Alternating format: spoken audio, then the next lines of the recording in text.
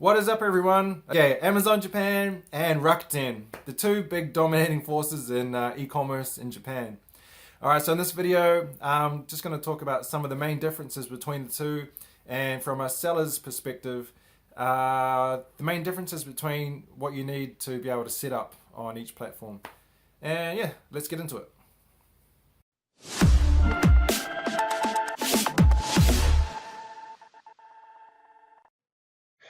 All right, so if you're not from Japan, maybe you haven't heard of Rakuten, but yeah, it's been the dominating e-commerce platform in Japan for years, probably over 10 years, I think. And yeah, it's huge, and most Japanese people will know it. Most Japanese people do use it as well. But yeah, over the last few years, Amazon Japan is definitely competing, and in monthly unique visitor wise, numbers wise, Amazon Japan actually has a lot more than Rakuten. But revenue wise, Rakuten is actually doing more than Amazon Japan. And I'm not sure if that's completely due, to this website and all the sales that come off of their, Rakuten marketplace, but because Rakuten has their hand in a lot of pies, okay, so they have their own like credit card line, they've got their own mobile phone network and things like that. So Rakuten is huge in Japan. But so yeah, as I said, I'm just going to talk a bit about the differences, what to expect if you're a seller and things like that. So first of all, I'll just go through and just kind of show you what it looks like. The thing with Rakuten, there's so much stuff. There's so much like information and things on it, which is reason I don't use it personally. I like Amazon because it's so simple, and I think that's why Amazon's also becoming pretty, a lot more popular as well because people feel the same way.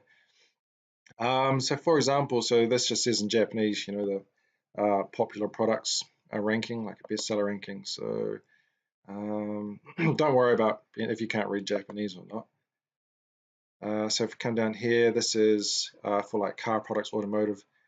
So what's this thing here? Let's just take a quick look at this page. So this is Bell Hammer Shop. So it looks like it's some kind of like grease or like WD-40 stuff or something like that, I guess. But just looking at the page, like if you look at the sidebar, how small it is, you can see how much stuff they just have on their pages. It just goes on forever. And yeah, so Japanese people do like this kind of stuff. I think they're kind of coming around since Amazon is starting to, it's really grown its presence over here. But yeah, they talk about the whole like backstory of the company and all these kind of things. And yeah, you can see it just keeps on going on forever. Whereas, so hold on, I'll just check what was the name of this company? Bell Hammer. So it's Amazon Japan. Bell Hammer. Okay, so it comes up here on Amazon Japan as well. Okay, so here it is. So it's Amazon's choice, obviously because yeah, the keyword is Bell Hammer, so yeah, it's most likely going to come up. So if we just click on here and look at their page on Amazon, you can see it's a lot more simple. So they've got their, their typical, what is it, 7 photos down the side there. I've got a couple of bullet points and a simple little title. If you come down here, yeah, it gives a bit more of a description down here with their A+ content, and that's it. That's all they have. So you can see Amazon is, yeah, it's just a lot more simple than Rakuten at the end of the day, from a customer's perspective, I guess, as well.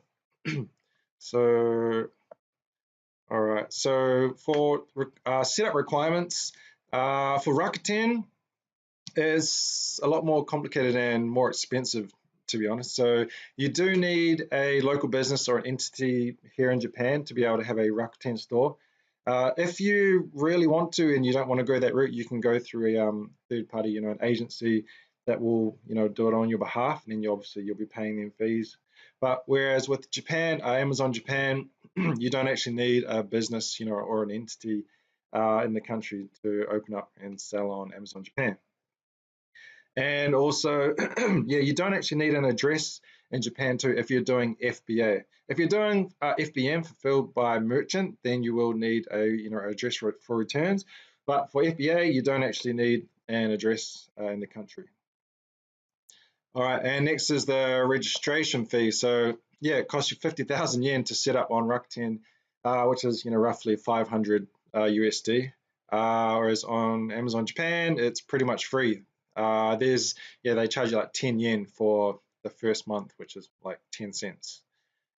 All right, and next, the time it takes. So yeah, they're pretty strict with their. I guess when they vet all of their new people that open up stores and their products and things like that. So it takes a long time. So roughly from 4 to 6 weeks to be able to get up and selling your products on Rakuten. Whereas on Amazon Japan, basically you can start wherever. As soon as you get your account open, you're then able to put things into the fulfillment centers in Japan and get selling. All right. So next is the monthly fees. So yeah, they charge you 50,000 yen per month on Rakuten, which is like I said, around about 500 bucks. Whereas on Amazon Japan, if you're doing FBA, it's 5,000 yen, which is about 50 bucks.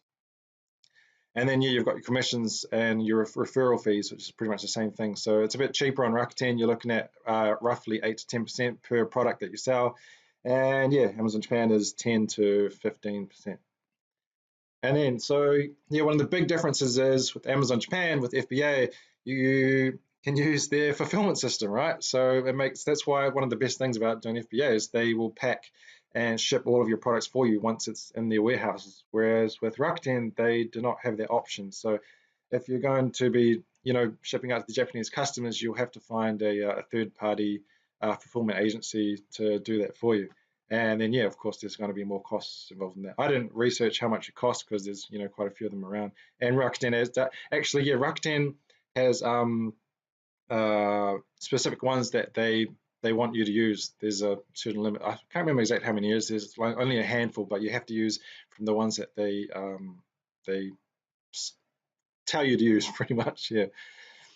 All right, and yeah, so that's about it from your setup requirements and things like that. So the good things about Rakuten is it's got a huge customer base. I think it's like almost 100 million customers, and yeah, the population of Japan is like almost 130 million. So that's a lot. It's a big chunk. And yeah, it's a long history. They've been around for a long time. Everybody knows them. They've got a huge presence here in Japan. Yeah, like I said, revenue is high, so they do, sell, big numbers on Rakuten at the end of the day. And yeah, they have this customer point system, so which is very popular with Japanese customers. You can build them up and you can obviously use them to buy things and things like that. Whereas I don't think Amazon Japan has that kind of customer point system. And yeah, so the bad points, just to summarize, there's no fulfillment system. The monthly fees are pretty high and the setup costs are pretty high. And yeah, there's not very foreigner friendly platform at the end of the day. It's it's a Japanese company at the end of the day, and it's a lot easier for Japanese people to be able to use Rakuten. And yeah, it's last of all, it's slower to set up. As I said, it takes 4 to 6 weeks to get things rolling pretty much.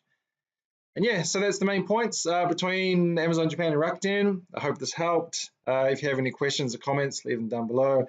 And yeah, if you're not in the Facebook group, I'll leave the link in the description and below. All right, that's it. See you.